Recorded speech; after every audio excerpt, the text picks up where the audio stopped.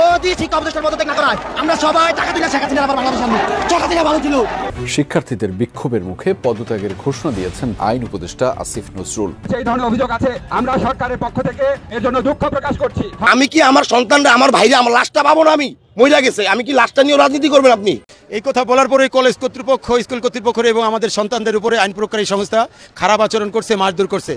অন্যান্য সময় সেনাবাহিনীর যে ভূমিকা, কালকের ভূমিকা সুন্দর ছিল না। আসসালামু আলাইকুম দর্শক, আরো একটি নিউজ ভিডিওতে আপনাদের সবাইকে স্বাগতম। দর্শক, আজকের কাহিনী আপনারা সবাই জানেন এবং আজকের ভিডিওর শুরুতেই কিন্তু আপনাদেরকে অনেকগুলো ভিডিওর অংশ বিশেষ দেখানো হয়েছে, অনেকগুলো ভিডিও শিরোনাম কিছু ভিডিও ফুটেজ আপনাদেরকে দেখানো হয়েছে। হ্যাঁ দর্শক, এই ভিডিও ফুটেজগুলো দেখে কিন্তু আপনারা বুঝতে পারতেছেন যে বর্তমান বাংলাদেশের পরিস্থিতিটা কি, বাংলাদেশের অবস্থা কোথায় গিয়ে দাঁড়িয়েছে সেটা কিন্তু আপনারা বুঝতেই পারতেছেন। কিন্তু দর্শক, আমি আপনাদেরকে রিকোয়েস্ট করব অবশ্যই কিন্তু আপনারা আজকের ভিডিওটি শেষ পর্যন্ত দেখবেন। ভিডিওটি শেষ পর্যন্ত দেখলে কিন্তু আপনারা বুঝতে পারবেন এবং জানতে পারবেন আপনাদেরকে আমি কোন বিষয় নিয়ে কথা বলতে যাচ্ছি। তো দর্শক, কথা না বাড়িয়ে সর্বপ্রথম আমরা কিছু ইন্টারভিউ, কিছু প্রতিবেদন দেখে নেব।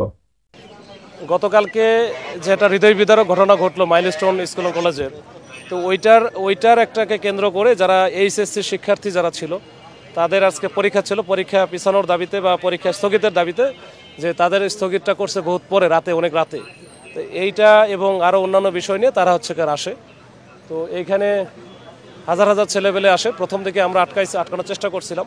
তো পরে যেহেতু ছাত্র বা শিক্ষার্থী, তাদেরকে কিন্তু আমরা প্রথম থেকে খুবই সফট আচরণ করেছি এবং কোনোভাবে বল প্রয়োগ করি নাই প্রথম থেকেই। এবং তারা কিন্তু 0 পয়েন্ট এবং এই যে শিক্ষা ভবন যেটা, এই দুই দিক দিয়ে ইজিলি চলে আসে, আমরা ছেড়েও দিছি, ঠিক আছে যাক। তো ওরা কথা দিছিল যে এখানে এসে বসে এরা শান্তিপূর্ণভাবে বসে থাকবে, এতে তাদের দাবি দেওয়ার বিষয় নিয়ে কথা বলবে।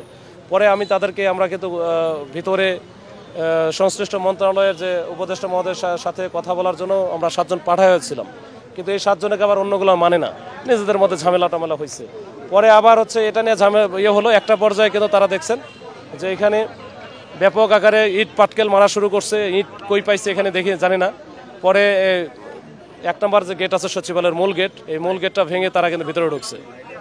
এই ভিতরে ঢোকার পরে তখনও কিন্তু আমরা হার্ড হইতে পারতাম, কিন্তু আমরা দেখলাম ওইখানে হাজার হাজার ছেলেপেলে। ওইখানে যদি আমরা কোনো অ্যাকশনে যেতাম তাহলে একটা বড় ধরনের ক্যাজুয়ালিটি হইতো। তো আমরা তখন একটু ধৈর্য ধরার পরে একটা পর্যায়ে আমরা যখন ভিতরে যাওয়ার পরে যখন গাড়ি ভাঙচুর করা শুরু করছে বিভিন্ন জায়গায়, তখন তো আসলে আমরা আইন শৃঙ্খলা বাহিনী হিসেবে আর আমাদের পুলিশেরও কয়েকজন বেশ কিছু ওই যে যখন সামনে পাইছে তাকে মারছে এবং খুবই নির্বিচারে মারছে। তো এইটা দেখার পরে তখন আমরা কিন্তু তাদের অ্যাকশনে গেছি এবং ওদেরকে ডিসপার্স করছি, করে তাদেরকে যে সচিবালয় 2-3টা গেট পিছনের দিকে যে গেটগুলো ছিল গেটটা খুলে দিয়ে তাদেরকে বের করে দেওয়া হয়েছে। তো এরপরে আমাদের বেশ কিছু সদস্য, আমাদের এক পেট্রোল ইন্সপেক্টর আছে, অনেক খুব মারাত্মক আহত হয়েছে। তো এইটা আছে, আরও অনেকেই আসলে আহত হয়েছে। আবার দেখছেন যে বাংলাদেশ সেনাবাহিনীর একজন সদস্য, সেও খুবই গুরুতর আহত। তো এরকম বেশ কিছু আহত আছে। আর বেশ কিছু গাড়ি টাড়ি ভাঙচুর করছে। আপনারা দেখবেন যে এখানে গেটেরও গ্লাস টাস সব ভেঙে ফেলছে। তো এই ধরনের আচরণ তারা কেন করলো বা কীভাবে করলো, এটা আমরা পরে অনুসন্ধান বা আমরা ইনকোয়ারি করব বিস্তারিত। স্যারেরা, আমাদের সিনিয়র স্যারেরা আছে, স্যারেরা এটা করবেন। এখন পরিস্থিতি আমরা দেখছিলাম যে বেশ কয়েকজনকে ধরে নিয়ে আনা হয়েছে, তাদেরকে ছেড়ে দেওয়া হয়েছে কিনা, নাকি এখন তো আটকে আছে? ধরে নেওয়া হয়েছে। আমরা যেখানে ধরছিলাম তখন সাথে সাথে ছেড়ে দেওয়া হয়েছে। ছাত্র মানুষ বা শিক্ষার্থী বিভিন্ন যখন আমরা করছি তখন কিন্তু আমরা ছেড়েও দিচ্ছি। এখানে এখন ধরা আছে কিনা আমার জানা নেই।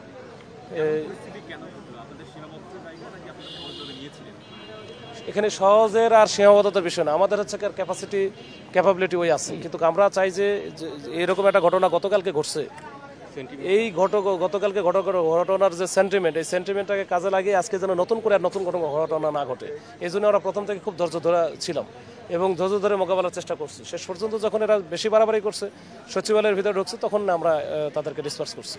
তার আগে কিন্তু আমরা কোনো কিছুই করি নাই। স্টুডেন্টরা বলছিল যে আপনারা ছাত্রলীগ বলে তারপরে মারছেন, এই অভিযোগটাকে আপনি আসলে কিভাবে দেখতেছেন? এটা আদৌ কতটা? না, এরকম কোনো কিছুই হয়নি। আপনি কি কিসের কোন? আমি ঢাকায় ছিলাম। স্টুডেন্টরা বলছে কি বলছে যে আপনারা ওদেরকে দর্শক, আজকের যেই কাহিনীটা হয়েছে ঢাকার উত্তরায়, সেই কাহিনীটা নিয়ে কিন্তু অনেকগুলো ভিডিও ফুটেজ আপনারা এখন পর্যন্ত দেখেছেন। কিন্তু আমরা আরো কিছু ভিডিও ফুটেজ দেখবো, যে ভিডিও ফুটেজগুলো দেখার পর আমার মনে হয়েছে যে আপনাদেরও দেখা প্রয়োজন, আপনাদেরও এই ভিডিও ফুটেজগুলো দেখানো দরকার বলে মনে করেছি। তাই সেই ভিডিও ফুটেজগুলো কিন্তু এখন প্লে করা হবে। আমি কি লাশটা নিয়ে রাজনীতি করবেন আপনি? এটা তো অ্যাক্সিডেন্ট। এটা যদি আমি পলিটিক্যাল বিষয় হইতো আমি ভাবতাম যে পলিটিক্যাল বিষয় নিয়ে আপনি লাস্ট নিয়ে লুকোচুরি করতেছেন, আপনার পলিটিক্যাল দলের আপনার দুর্নাম হবে। সরকার কি আসছে ফিল্ডে? সরকার আসছে ফিল্ডে? ফিল্ড প্রশাসন, তা প্রশাসন এটা দিল কেন? আমি তো প্রশাসন আপনারা যারা ফিল্ডে কাজ করেন, প্রশাসন ফিল্ডে কাজ করছে না, ওনারা এটা নিয়ে লুকোচুরি করে কেন? ওয়াই আমি কি আমার সন্তানরা আমার ভাইরা আমার লাশটা পাবো না? আমি মহিলা গেছে, আমি কি লাশটা নিয়ে রাজনীতি করবেন আপনি? এটা তো অ্যাক্সিডেন্ট। এটা যদি আপনি পলিটিক্যাল বিষয় হইতো আমি ভাবতাম যে পলিটিক্যাল বিষয় নিয়ে আপনি লাশ নিয়ে লুকোচুরি করতেছেন, আপনার পলিটিক্যাল দলের আপনার দুর্নাম হবে এই জন্য। কিন্তু আপনি এখন এই অ্যাক্সিডেন্টের জন্য এটা করবেন কেন? আর সবচেয়ে বড় কথা, এই যে একটা বিমান, যে বিমানের বয়স 25 বছর হয়ে গেছে সারা বিশ্বে, হ্যাঁ না মানে 25 বছর হয়েছে, এটা নিষিদ্ধ, মানে এটা ব্যবহার করেন হয় না, এইটা কেন আপনি করবেন? আর এটা ঢাকার মতো একটা জায়গায়, এই ঢাকার মতো একটা ক্যাপিটাল সিটিতে জনবহুল একটা এলাকায় আপনি প্রশিক্ষণ বিমান দিয়ে আপনি করবেন, তাও এটা অফ ডে হইতো, তাও মেনে নেওয়া যেত। আপনি বুঝতে পারেন বিষয়টা কি সেন্স আমাদের গভর্নমেন্টের, কি সেন্স আমাদের অথরিটির, কি সেন্স আমাদের নীতি নির্ধারকদের, আমরা জানি না। এই কথা বলার পরে কলেজ কর্তৃপক্ষ, স্কুল কর্তৃপক্ষ এবং আমাদের সন্তানদের উপরে আইন প্রয়োগকারী সংস্থা খারাপ আচরণ করছে, মারধর করছে। অন্যান্য সময় সেনাবাহিনীর যে ভূমিকা, কালকের ভূমিকা সুন্দর ছিল না। তারা হয়তো আমাদের মাঝে বেঁচে আছে কিনা আমরা জানি না। এই দেখেন 21/7/2025 তাদের এই যে শেষ লেখাটা, যে মেয়েটার নাম হলো জনেয়া, আর গতকালকে 21 তারিখ ছিল যে ম্যাডাম অথবা টিচার হবে, এই যে তার চাইনটা। আজ আমাদের মাঝে হয়তো বা বেঁচে আছে কি না আমরা কেউ বলতে পারি না, কিন্তু তার এই হাতের লেখাটা হয়তো জীবনের শেষ লেখা। আমরা সবাই সবার জন্য দোয়া করব। দেশের রাজনীতি ওই দিনই বন্ধ হবে যেদিন ভাই মনে করেন যে এই মানে নেতারা আইসা ভাই মনে করেন রাস্তা ব্লক করবে না, দেখানো রাজনীতি লাগবে না ভাই। লাশের সংখ্যা অনেক হবে, এটা সত্য কথা। অনেক আমিও শুনতেছি যে লাশের সংখ্যা কম, কিন্তু কম হওয়ার তো কোনো কোশ্চেনে আসে না। যেটা হলো এখানে 1 থেকে ক্লাস 8 পর্যন্ত স্টুডেন্টগুলো এখানে পড়তেছে। 7 এবং 8 ক্লাসের একটা বাচ্চাও ওরা জীবিত পায় না, এমনকি সুস্থও পায় না। তাহলে ওইখানে আপনি যদি এক একটা ক্লাসে যদিও আপনি 30 থেকে 35 স্টুডেন্ট থাকে, তাহলে তো এখানে তো আছে আমার 60-70। তাহলে এটা আইডিয়া দিচ্ছে 2টা ক্লাসে তো আমার 70 জন স্টুডেন্ট আমি পাচ্ছি না, 7 আর 8, আর বাকিগুলো তো আছে। তাহলে তারা রিউমারটা ভুয়া রিউমার ছড়াচ্ছে, আমি অ্যাজ এ গার্ডিয়ান হিসাবে বলবো। লুকিয়ে ফেলা কি এত সম্ভব? এত লাশের মাঝে এতগুলা লাশ লুকিয়ে ফেলা সম্ভব? অসম্ভব ব্যাপার এগুলা। আমরা নিজেরা, আমার বাচ্চা স্কুলের স্টুডেন্ট, আমি আসলে একজন গার্জিয়ান হিসেবে আসলে কি বলবো, আমি মানা সম্ভব না, এগুলা লুকিয়ে ফেলা সম্ভব না। এটা স্বচক্ষে সবাই দেখতেছে, তারপরে যদি তারা বলে, মানে এটাকে কি বলবো আমি বুঝতে পারতেছি না। কেন এই শিশু বাচ্চাদের নিয়ে লাশের রাজনীতি চলছে আমি আসলে বুঝতে পারতেছি না। অন্ততপক্ষে সবাইকে সঠিকটা বলুন, আমরা চাচ্ছি সঠিকটা বলুন। অ্যাক্সিডেন্ট হইছে, ঠিক আছে।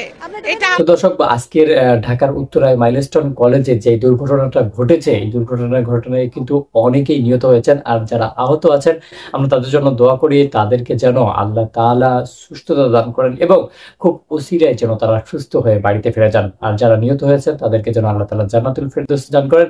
আর অন্যান্য যারা ধর্মাবলম্বী আছে তাদেরকে যেন তাদের ধর্ম অনুযায়ী শ্রেষ্ঠ একটা মর্যাদা দান করেন।